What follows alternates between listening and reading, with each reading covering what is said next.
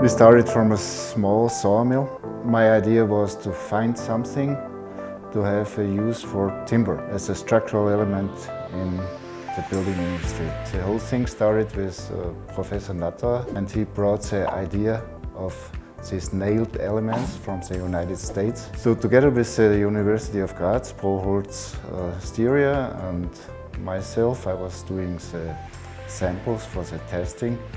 We started a research project. After very short, I found it's not the right thing to nail this because you cannot avoid the shrinking and growing of timber. At the same time, I got to know Mr. Moser from Merck Industry in Germany, and he also started experimental production of panels crosswise to avoid shrinkage and growing and to have a stable element.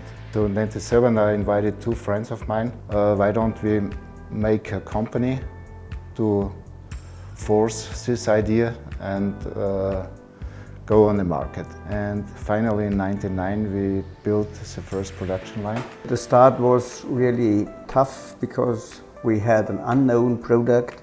We had no machinery. The only thing what we had was the developed press from Wolfgang. We as KLH have been pretty lucky to find a very good structural engineer who immediately realized what's the possibilities for this product, and very brave and good architect.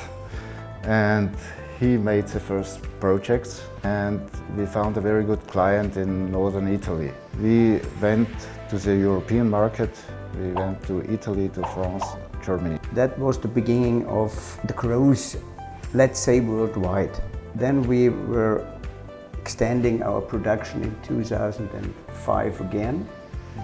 And now the KLH company has a yearly capacity of approximately 120 to 150,000 cubic meters. The breakthrough was Mary Grove in London. Yeah. Maybe another one in Australia, building Forte in Melbourne. After this project, a lot of interesting ones came up, like Cardiff was a huge school. We used more than 3,000 cubic meters of CLT, and the architect said they had possibilities they never could have done in concrete. Especially in Europe, it's coming up the discussion of the sustainability and the CO2 emission. So I see a really good possibility to establish the technology also here in Brazil. During 15-20 years you are storing all this huge amount of CO2, and then you store it in a building. You can build very fast, it's environmental friendly. Then you have really clean material on site, and that is, in my opinion, a very good opportunity to start in Brazil with this technology. And then you have the possibility also to prefab, and maybe there could be a vision to bring one apartment in the morning and you have it turnkey in the evening. So you can build up story by story, and you have it in a very short time.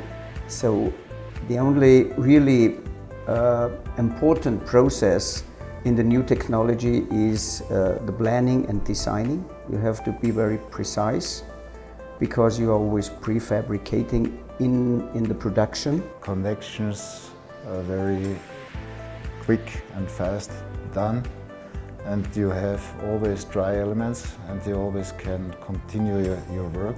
At the end of the day, it's always the earnings. So you have a really fast reaction time, so you are absolutely competitive. And also maybe in the statics you have thinner walls, maybe you can get out more square meters of an apartment. In my opinion, wood is the new building material for the next century, and hopefully Brazil will also arrive in this center, and especially you, Amata, can realize the first showcases in the next few years.